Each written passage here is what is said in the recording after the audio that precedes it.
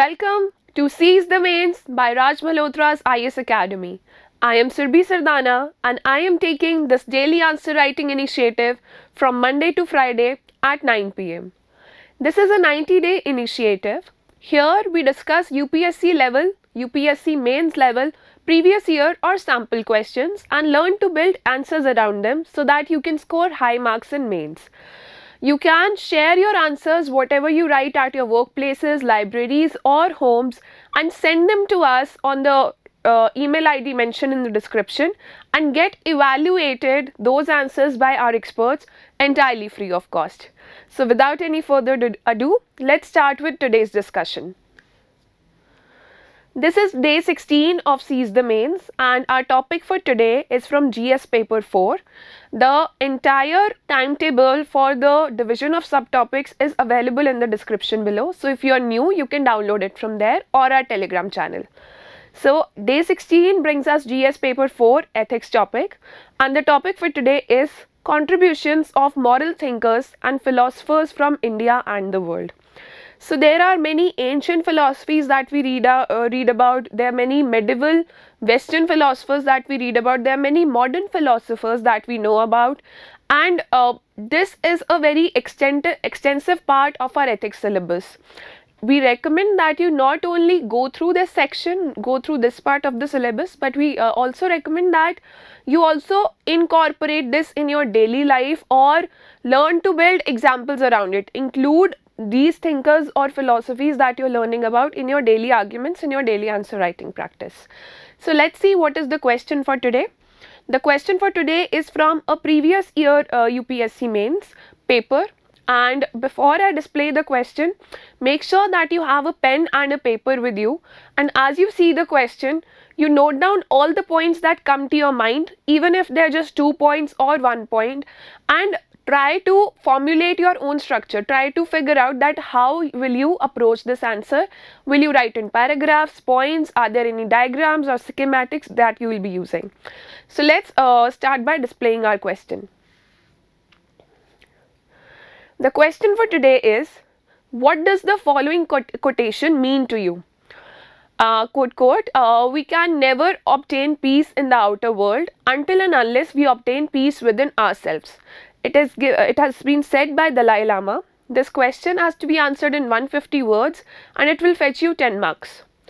UPSC and many state civil services mains exams have been asking these questions lately, and a quote will be given to you and you will be asked to elaborate it or what is your understanding of that quote. When it comes to questions which are related to quotes, there is no right or wrong content, so you don't have to be scared about what you are going to write, because whatever you write will be correct for the examiner. But the war there is between relevant content and less relevant content. So if what you are writing is less relevant or doesn't convey the meaning rightly to the examiner, so you will get less marks. Here, through the discussion of this question, we are going to teach you how to address quote-based questions and what are the tips and some values that can help you get more marks in these types of questions. So these are very similar to your essay paper, but the approach to how you address these questions in your ethics paper is very different. Also, the word limit is very less. So let's see how we begin by answering this one. We'll begin by understanding the question first. So the question talks about peace. It broadly talks about peace and the quote has been given by His Holiness the Dalai Lama. The Dalai Lama is the torch bearer for peace in the world in today's times. So whenever he gives a quote or whenever an important personality gives a quote, make sure that you note down such things. They might not be asked as questions in your UPSC mains, but they can definitely help you in getting more marks if you write those quotes in your essay papers or ethics answers. So if this is not a question this year, of course, like in next mains, this will not be a question, but you can definitely use this quote in your ethics answers. So let's begin by answering this by understanding the question here. We can never obtain peace in the outer world until and unless we obtain peace within ourselves.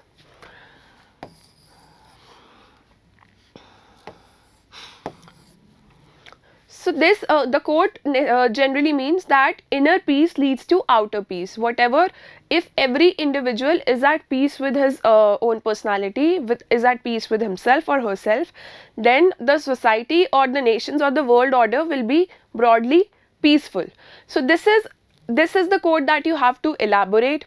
You can use all aspects of the society or international relations, any examples from current affairs, to frame this answer. But how will be the structure of the answer framed?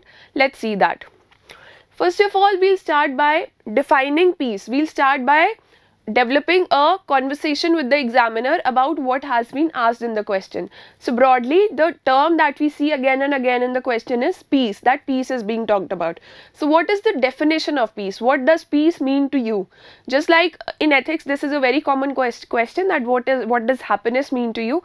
So these things like these, definitions of values like these should be very clear, like values of these, definitions of these intangible things. So we'll develop a definition for peace, and this is our definition. If you go to Google or any other like basic notes, they've given peace is a state of free, where we are free of conflict. So that, to start with, is not a very expansive definition. It's a very kind of negatory definition. So this is the definition we have come up with, and you can always come up with your definitions, whatever feels right to you or positive to you, but make sure that it does not overlap with definition of some other value. So peace is a stress-free state of security and calmness. The contemporary definition of peace relates to the feeling of happiness and contentment. Contentment here means satisfaction. So the definition of peace that we have right now in 2022, it relates to the feeling of happiness and contentment, and it is the state of where a person is stress-free, feels secure and is calm. So this is the thing. The question talks about inner peace and outer peace. Let's see how can we elaborate on these 2 points, and after elaborating on inner peace and outer peace in just few words, we'll move on to the body paragraph, that how we will explain the quote given in the question in our own terms. So your linkage point, this was the introduction. Your linkage point is an extension of introduction, and it talks about, it moves the direction of the answer towards the body paragraph. So whatever was given in the question, you have entirely elaborated it, and then you can go on to answering whatever the actual structure, actual body paragraphs that come to your mind. Let's move on. So peace can have its manifestations in the inner world. How does it, when somebody is at peace with himself or herself, how does it reflect? It is defined as peace of mind, heart and soul.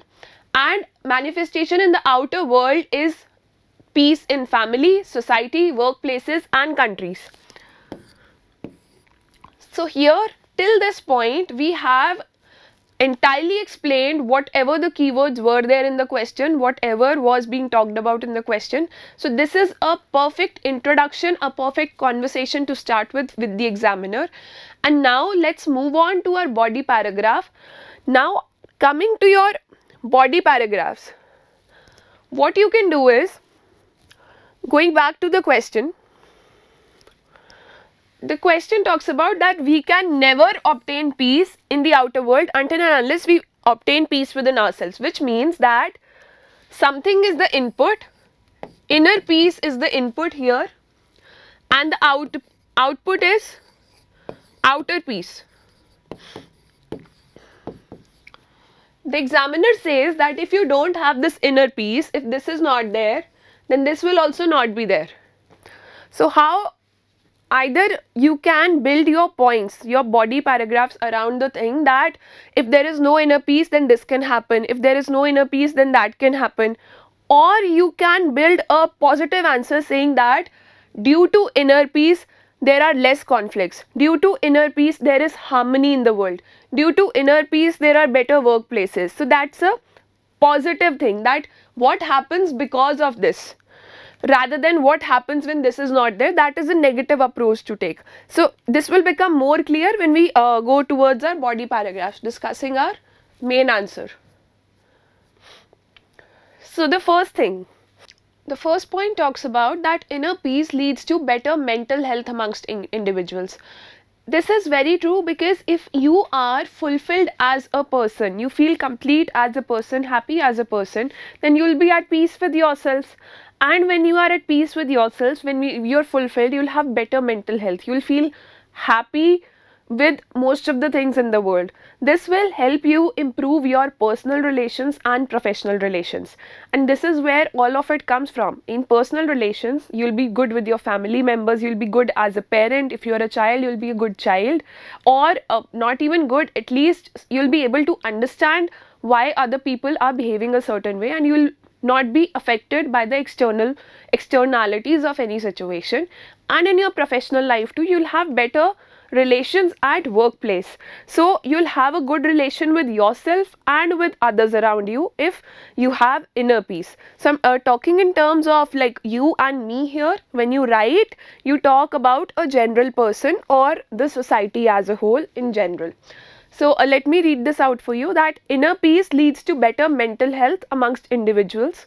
It helps in improvement of relations with oneself and with others. This is important. Relation with yourself is the first thing to achieving happiness, to achieving inner peace. So inner peace improves the relation with yourself, your relation with yourself, and then the relationships with others. It is crucial for roles as parents at home, leaders in public life, employees at work, etc. You can add many other examples here.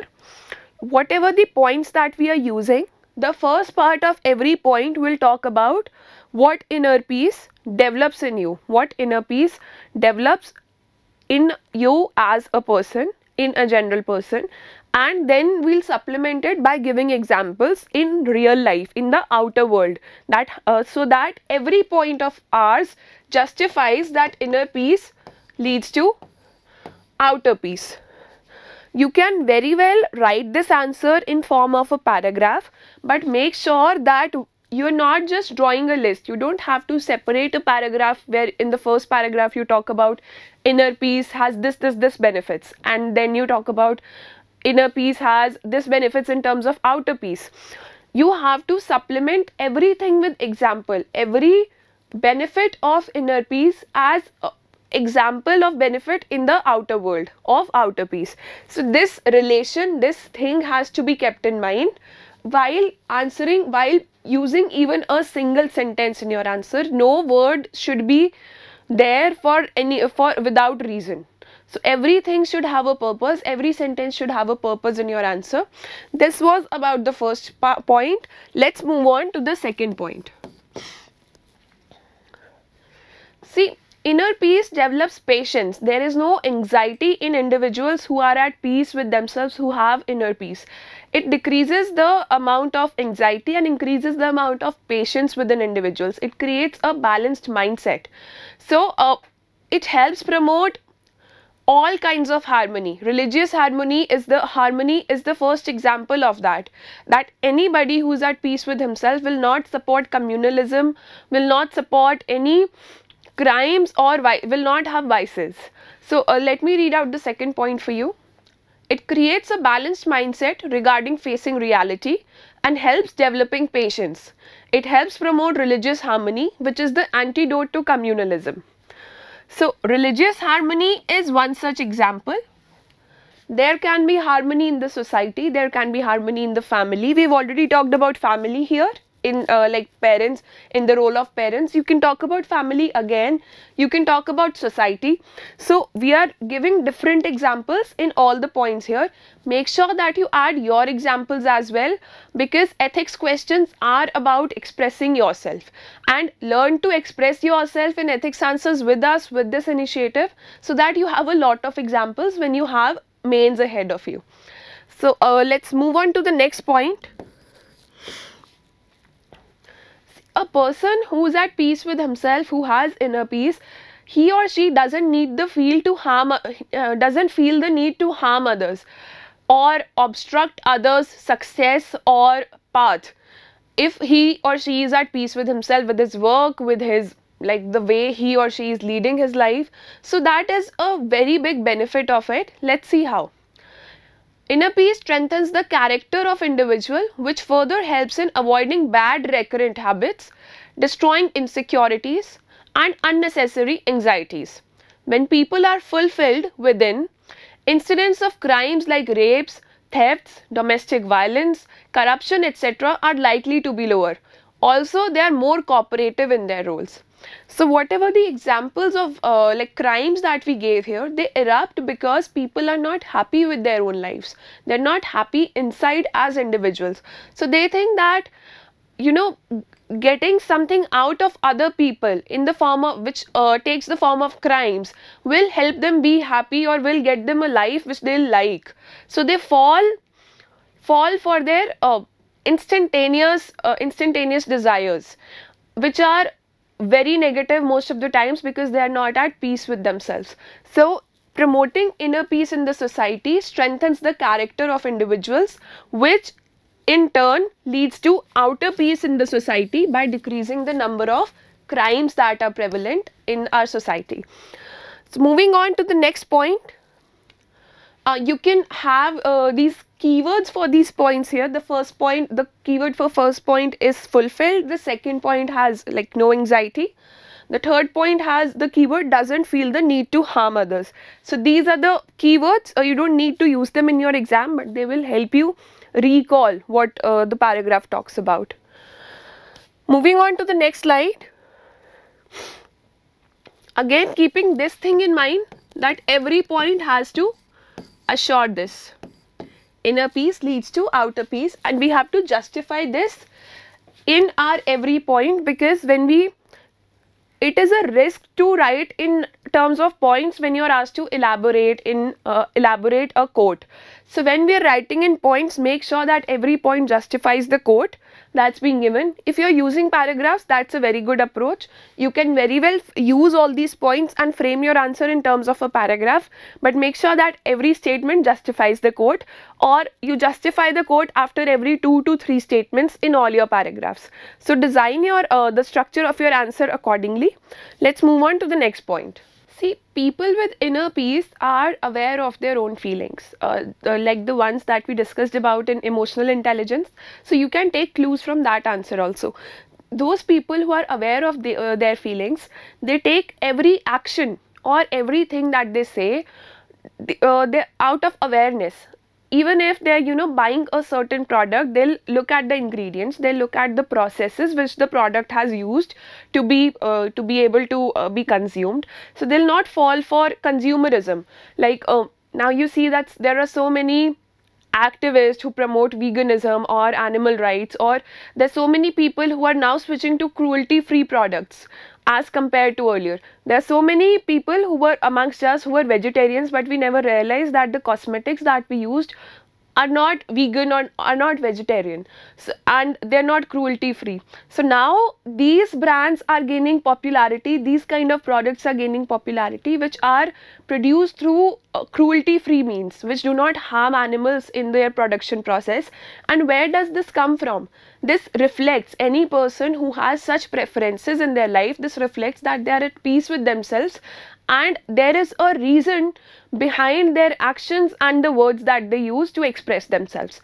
So inner peace leads to an awareness of a person's own feelings, and their actions are based on reason rather than following the herd. So let's move on. Let's read what the fourth point is about. All this combined helps in making the individual aware of his or her feelings and actions, and thereby empowering him or her to solve personal and professional problems more effectively. Hence, people act from a point of reason and all their actions are well informed.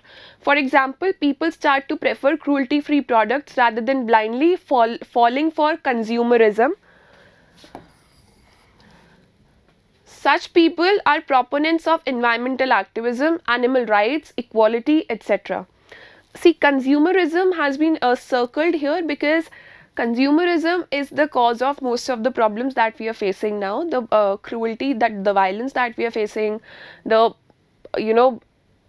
race of capitalism that's there, the environmental damage, the harm to animals, or like not respecting people in different types of occupations or classes. So that all stems from consumerism, the show off culture. You know, the more and more you're able to buy and brandish about, that starts to define your identity.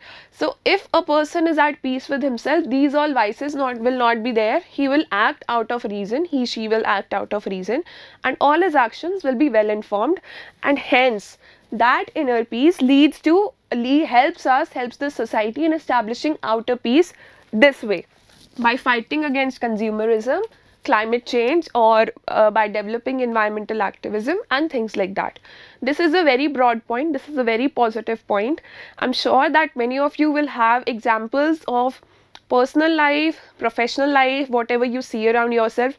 So make sure that when you send your answers to us, or even if you don't want to send, whatever the answers that you write down or take notes from this answer, make sure that you add points from your side, because it will help you immensely in mains and as a human being.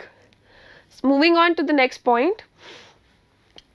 Not only this, an individual with inner peace acts as a beacon of light for others in distress, and hence improving the well-being of others around him or her.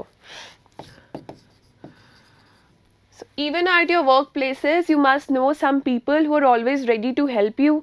How do they get that motivation from? Or there are some people in your relatives who are always there to motivate you, support you.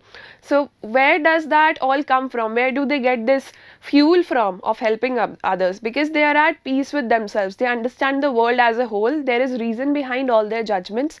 So they act very rationally, and there is compassion embedded in them. So they act as beacon of light.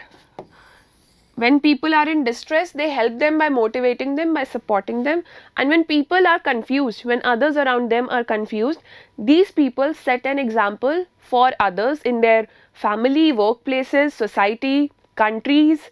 So things like that. Here you can take examples of freedom fighters, or somebody from your family or workplace, or etc. Put some example of a popular personality here in this point. You can add one line from one line as an example of a popular personality. So moving on to the next point. Such people are able to clearly distinguish between right and wrong, and take a stand against the wrongdoings in their family, workplaces, and society as a whole, hence leading to greater peace. So this line reminds us of Mahabharata and the Bhagavad Gita, that people who are harmonious with their self have the courage, have the strength to take stand for all the wrongdoings in the society, in the family, workplaces, or countries as a whole. So at international level also, you must see that the countries who stand in to support countries who are in distress are the ones which have certain value systems embedded in their constitution and in their governance. So India is one such example of that. We have supported the cause of Palestine for ever now, and we always support the wrong. We are always standing against the wrongdoings happening to people in other parts of the world. So you can also take personal examples here. For example, if there is a sibling that you have, or a brother taking a stand for her sister in the family, for her career, for her growth, or for her empowerment, that comes with inner peace, with a harmonious character. So these are the examples that you should be using. There are different levels. Whenever you're addressing ethics questions, make sure that whatever you've learned in all the 3 GS papers, you put that in mind. So where does it all start from? Family, educational institutions, workplaces, and society, community. This is the bigger. So when they all club together, what they form?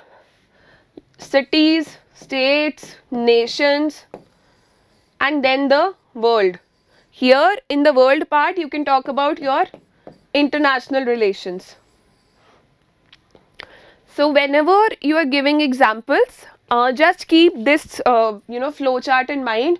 That is there any example that you can talk where you can talk about family, or let's start with the individual.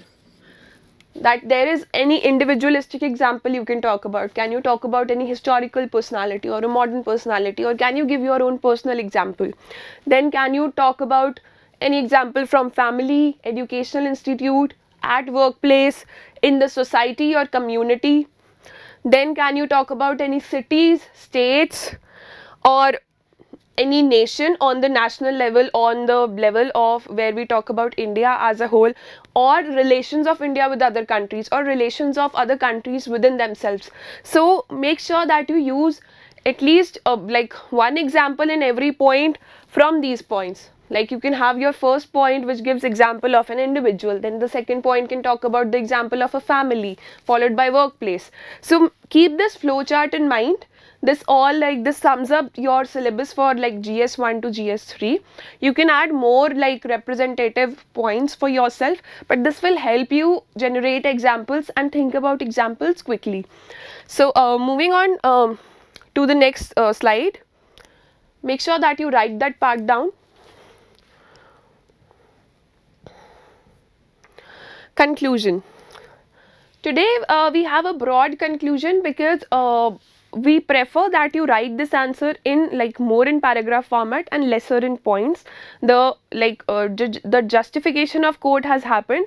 Now some quotes also need to have answers filled with some philosophy or some flow, and flow comes through paragraphs only. So let's see, like conclusion has 2 slides for today. So let's see what are we building in our conclusion, or this you can refer this first one as the pre-conclusion paragraph. So let's read about it. The pace of our lives has increased manifold as compared to the previous centuries. Life for most people now is the synonym of a competition or race where nobody has the time to stop. So many of you must be in the corporate ladder or in the competitive race that I have to clear this exam, I have to pass this degree, or things like that. So the world has become very competitive. The pace of life has increased a lot as compared to previous decades or centuries. So this has led to the loss of sense of happiness and calm. You can also talk about destination addiction here, that we feel that if I achieve this thing then I'll be at peace or I'll be happy, and we don't have the time to stop for anyone. Many of the aspirants who stay away from homes are disconnected even from their like close family members. Just one phone call a day for 2 minutes, 5 minutes, 10 minutes, and that's where we are, that's done. So that is not the aim of society that we are trying to build. The aim of success in your life, or the aim of a better society, is to have better relations that nurture you and nurture your previous generations, your elders, and the younger generation also. So but the pace of our life is so high now that we're not able to cope up with that. And now, like after these paragraphs, we'll conclude in a way that okay, this is required to just slow down that pace, or to understand the value of intangible things like inner peace and happiness and good relations. So moving on to the next line. In a way, we are collectively chasing happiness but aren't able to achieve it. This then reflects at the greater level in forms of genocide, crimes, military wars, international aggression, etc. You can also talk about that it reflects at individual level in the form of depression. So individual level in the form of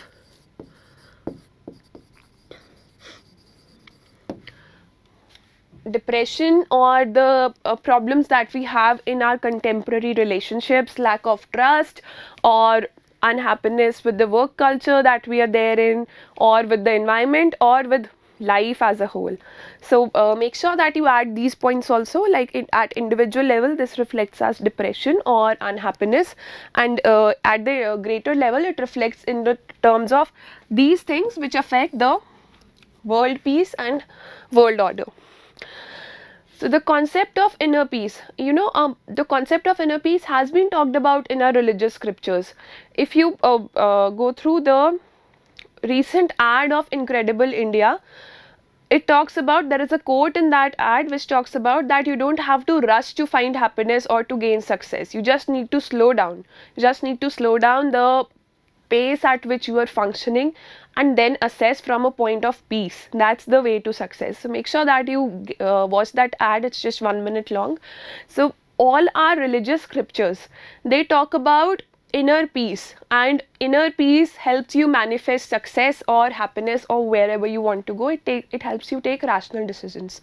So it's time that we relate, we focus like technological advancement in parallel to the intangibles that we have, which will help in the sustenance of human beings as a whole.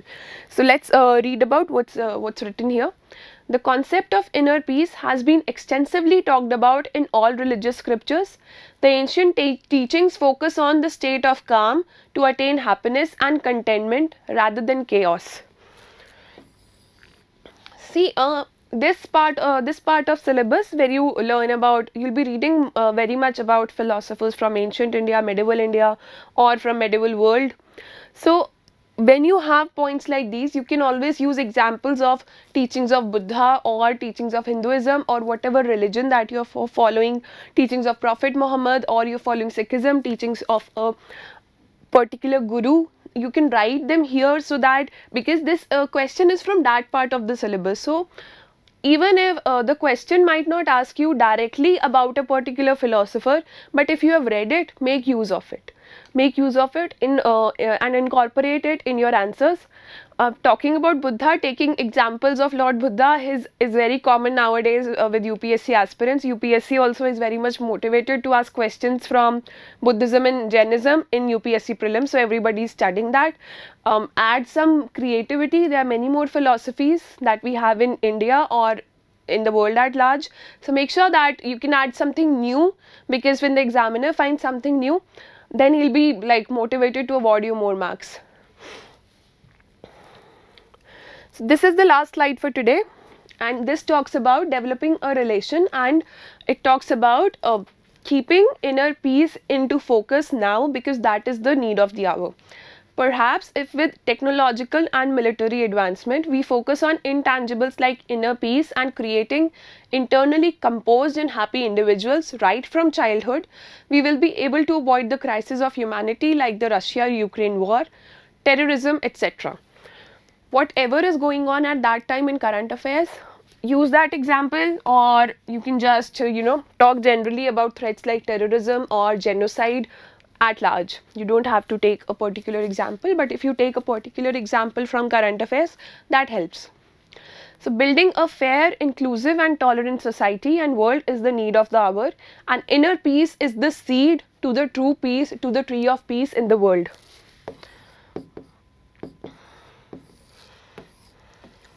So just imagine it like that. That's a very shabby looking tree, I understand. But inner peace is the seed for outer peace in the world, for the greater peace in the world. So this is just a representation to explain you. Don't draw a tree like this, especially in your exam. Trees are not welcomed as examples if it is not a geography or environment question. So this was just to explain you that the seed of the tree of peace in the world is inner peace. That is the seed that grows and manifests into outer peace. And if you see that whatever the definition we gave in the introduction was exactly the paraphrasing of this line. So we're just using our creativity to convey the same meaning to the examiner in different ways, but that has to happen only in introduction and conclusion, because that's where you appreciate the keywords in the question. Okay, so here, as I told you about, have quotes to answer your quotes. Now this quote has been asked in a previous UPSC mains question. So make a sheet or a diary and have this quote, use this quote in your answer whenever you are writing mains questions, or whenever you write next ethics questions from this part of the syllabus, or whenever you write essay. So have quotes that hit your heart, not quotes which are very superfluent or superfluous, or which look very artificial or which are not relatable.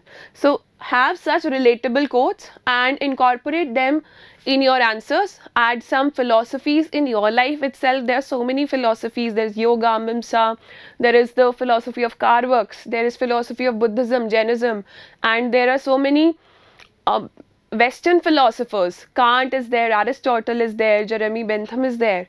So don't just read them, don't just go through them that okay, what did he say, what did she say. Develop discussions around them, discussions with yourself, with your friends, family, anyone, and have your own examples. Whenever you face a question in life, whenever you face an ethical dilemma, just go back to those philosophers that should I be following this one or that one, and how relevant is what a certain person said previously today. So there was a previous year question also, that how are relevant are the teachings of Buddha today. So where do these questions come from? Because the examiner there who's writing the question paper is sitting stress free, and he's not there studying all the syllabus like you, so he's stress free and he's framing these creative questions. And this is how you should be studying ethics in a very creative way. You don't have to go through the thing again and again, just incorporate it in your personality once and forever. So you'll be able to handle ethics questions very easily, and whatever the notes have to be there, they have to be just from quotes, some definitions and things like that, which are easily available in the market. So this was about today's answer. Ethics is the favorite part for us to take answer writing from. Make sure that you have your own answer. You don't copy this answer when you share your answers with us. Send your answers to us by 12 p.m. tomorrow at rmiasmainswriting@gmail.com. This is also there in the description. You can download the PDF of this presentation from the link in the description below or from our Telegram channel. And we'll meet tomorrow with another question answer discussion, and the topic for tomorrow is from GS paper 1. It is salient features of world's physical geography. We haven't taken any geography question till date. So we'll be coming out with a very interesting question from geography tomorrow, and meet you with another discussion tomorrow. All the best, keep working hard and keep sharing your answers.